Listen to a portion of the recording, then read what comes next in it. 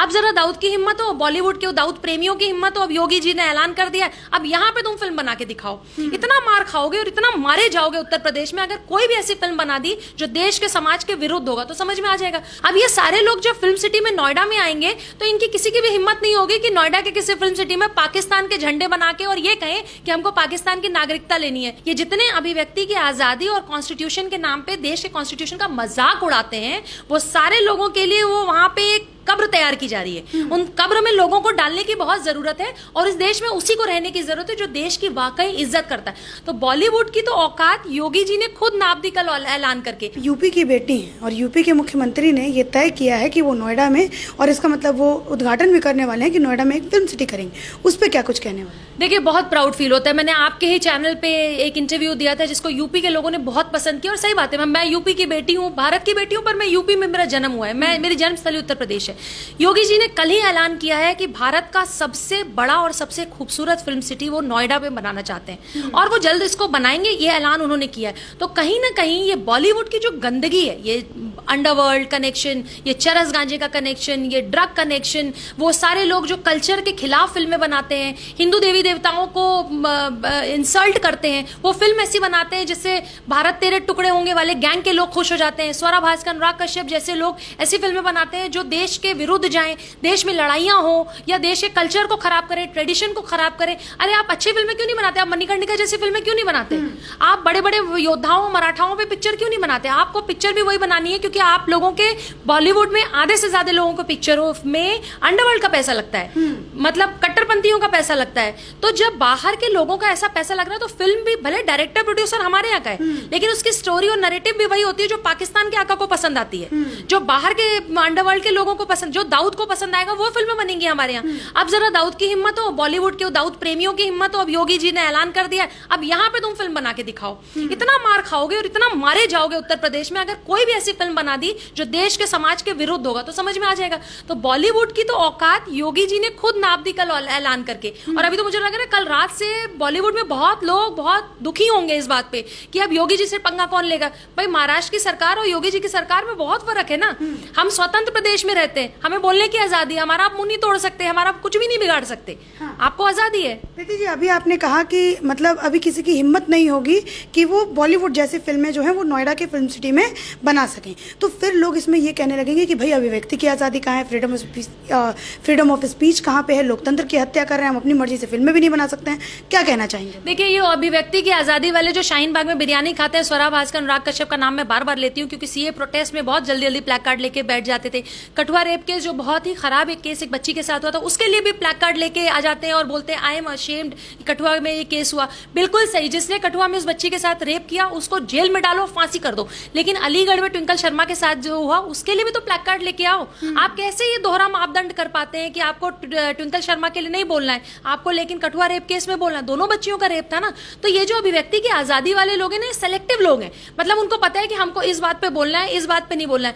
TV debates में तो ऐसे ऐसे लोग आ रहे हैं जिन्होंने पाकिस्तान के झंडे अपने शरीर पे कभी लगाए, जो अफगानिस्तान से 4 साल की उम्र में यहाँ पे आए, अर्शी खान जैसे लोग और भी ऐसे बहुत से लोग, और वो सारे लोग टीवी डिबेट पे बैठ के ड्रग्स माफियाओं को इनको डिफेंड करते हैं, रिया चक्रवर्ती के लिए बोलते हैं, लेकिन वो लोग कभी दिशा के लिए नहीं बोलते। अब ये सारे लोग जब फिल्म सिटी में नोएडा में आएंगे तो इनकी किसी की भी हिम्मत नहीं होगी कि नोएडा के किसी फिल्म सिटी में पाकिस्तान के झंडे बना के और ये कहें कि हमको पाकिस्तान की नागरिकता लेनी है। पाकिस्तान की बार बार आप तारीफ करें, पाकिस्तान के जो लोग जो पाकिस्तान के झंडे दिखाते हैं वो सब जेल जाएंगे। मैं आपको कह रही हूँ, ये फिल्म सिटी जो यहाँ पे बन रहा है ना, ये जितने अभिव्यक्ति की आजादी और कॉन्स्टिट्यूशन के नाम पे देश के कॉन्स्टिट्यूशन का मजाक उड़ाते हैं, वो सारे लोगों के लिए वो वहां पे एक कब्र तैयार की जा रही है। उन कब्र में लोगों को डालने की बहुत जरूरत है और इस देश में उसी को रहने की जरूरत है जो देश की वाकई इज्जत करता है। आप विचारधारा कुछ भी रखिए, आप बीजेपी की रखिए, कांग्रेस की रखिए, आपकी रखिए, सपा रखिए, बसपा रखिए, लेकिन कोई विचारधारा क्या ऐसी हो सकती है जो देश तोड़ने की बात करे, देश को टुकड़े करने की बात करे? तो ये विचारधारा है ही नहीं, तो फिर ऐसे लोगों के टुकड़े करिए और उनको जेल में रखिए।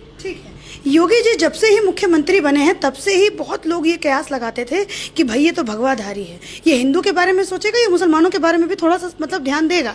लेकिन जिस तरीके से हर बात पे वो मुखर होके बोलते हैं, अब जैसे बॉलीवुड पे सवाल उठ रहा है तो उन्होंने बोला कि भाई हम एक नया फिल्म सिटी ही खोल देंगे। तो ये जो उनकी बेबाकी वाली जो इनके सारे अंदाज हैं, ये सारे उनके काम हैं, उनको किस तरीके से देखती हैं? देखिए, फिल्म सिटी जो यूपी में आ रही है उसके कई कारण हैं। एक तो बॉलीवुड की गंदगी, अंडरवर्ल्ड कनेक्शन, ड्रग्स माफिया, इन सब का खात्मा करने के लिए जो देश विरोधी तत्व हैं उनको ठीक करने के लिए भी ये फिल्म सिटी बहुत बड़ा काम करेगा, एग्जाम्पल होगा। लेकिन सबसे बड़ा एग्जाम्पल अच्छाई ये भी है कि अगर फिल्म सिटी नोएडा में खुलती है तो हजारों लोगों को रोजगार मिलेगा।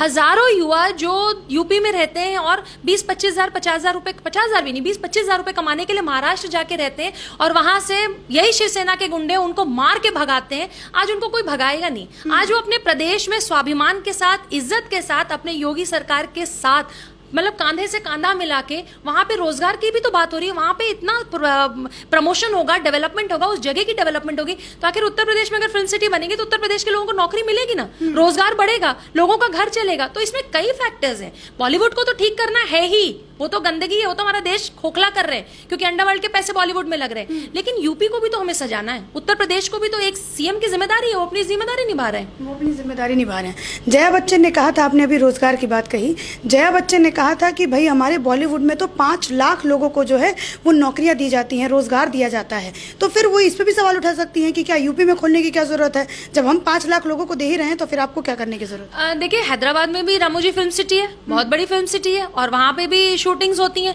तो देश में सिर्फ एक ही बॉलीवुड या बॉम्बे में फिल्म सिटी हो ये जरूरी तो नहीं है। देश के कोने कोने में फिल्म सिटी हो। जो शूटिंग बॉम्बे में होती है, महाराष्ट्र में होती है, एक बड़ी बहुत सी फिल्में हैदराबाद में भी बनती है। साउथ इतना अच्छा कर रहा है, टॉलीवुड जिसको हम लोग कह रहे हैं वो इतना अच्छा कर रहा है। तो यूपी में भी अगर फिल्म सिटी बन जाएगा तो क्या दिक्कत है? देखिए, दिक्कत उन्हीं को होगी जो बार बार वो अभिव्यक्ति की आजादी वाले लोग हैं ना, सिर्फ उनको दिक्कत होगी। जो वाकई एक एक्टर होगा या अभिनेता अभिनेत्री, उनको क्या दिक्कत है? फिल्म चाहे वहां पे आपकी बने, चाहे आपकी फिल्म यहाँ बने। और योगी जी ने तो अभी कुछ एक 6 महीने या साल भर पहले फिल्म इंडस्ट्री को उन्होंने बहुत से, मतलब फिल्म उद्योग के लिए उन्होंने बहुत से स्कीम्स लेके आए कि अगर आप यूपी में फिल्म सिटी में, यूपी में अगर आप कहीं फिल्म की शूटिंग करते हैं तो आपको ये तरह की स्कीम्स या ये तरह के फायदे या पॉलिसीज आपके ऊपर लागू होंगी जो बहुत इनके लिए फायदेमंद थी। अगर आप यूपी का एक्टर या एक्ट्रेस अपनी फिल्म में लेते हैं तो भी उन्होंने बहुत से इंसेंटिव स्कीम की तरह निकाला हुआ है। अगर आप फिल्म को 20% या 25%, 30-50% जितना हिस्सा प्रतिशत आप यूपी में उसकी शूटिंग करते हैं, आपको उतना फायदा सरकार देने के लिए तैयार है, तो क्या बुराई है? जी।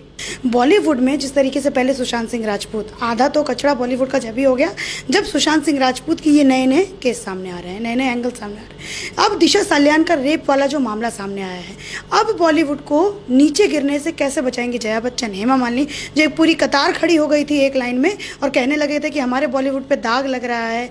एक उन्होंने लाइन भी बोला था, जिस थाली में खाते हैं वही वाला। क्या कहना चाहिए? मैं जया बच्चन जी से एक चीज पूछना चाहती हूँ कि बॉलीवुड में कास्टिंग काउच होता है, ये तो उनको पता होगा। हो सकता है उनके जमाने में नहीं होता, उनके साथ नहीं हो, उनके लोगों के साथ नहीं हो, पर आज तो कास्टिंग काउच हो रहा है।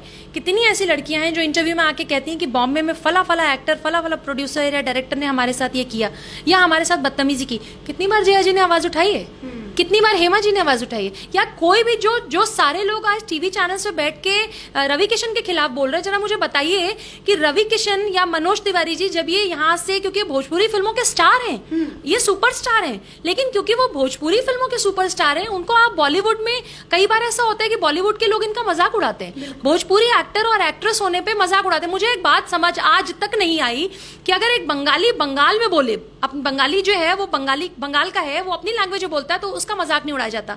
साउथ के लोग अपनी भाषा बोलते हैं तो मजाक नहीं उड़ाया जाता है। और पूरे देश में जो लोग जहां पे भी अपनी अपनी उड़िया, जो उड़ीसा में है उड़िया बोलते तो, लेकिन अगर यूपी बिहार के झारखंड के लोग अपनी भोजपुरी बोलते हैं तो क्यों उनका मजाक उड़ाया जाता है? आप बंगाली बोलिए तो कोई बात नहीं, आप उड़िया बोलिए तो कोई बात नहीं, लेकिन यूपी बिहार झारखंड का व्यक्ति अगर आके भोजपुरी बोले तो उसको प्रॉब्लम है, आप उसको भैया कह के आप उसका मजाक उड़ाते हैं। यही भोजपुरी एक्टर एक्ट्रेसेस जब बॉलीवुड जाते हैं तो उनका मजाक उड़ाया जाता है, उनके कपड़ों पे, उनके पहनावे पे, उनके, तब क्यों नहीं बोलने आते जया बच्चन? तब क्यों नहीं बोलती जया बच्चन? कास्टिंग काउच पे क्यों नहीं बोलती कि भाई ये आज जो यंग बच्चे, यंग लड़के लड़कियां काम करने के लिए आ रहे हैं, आप उनको इस तरह से उनका शोषण नहीं कर सकते, आप उनको मोलेस्ट नहीं कर सकते, आप उनके साथ कास्टिंग काउच के नाम पे बलात्कार उनका नहीं कर सकते। मानसिक और शारीरिक बलात्कार कास्टिंग काउच के नाम पे होता आया है और इसके बावजूद जया बच्चन आज तक शांत थी। भाई फिल्म इंडस्ट्री में कास्टिंग काउच होता है, किसको नहीं पता? तब तो आप नहीं बोलने आती है। अंडरवर्ल्ड माफिया फिल्मों में पैसे लगाते हैं और अश्लील, भद्दी और घटिया फिल्में बनाते हैं जो देश के विरोध में जाती, तब जया बच्चन जी क्यों नहीं बोलने आती?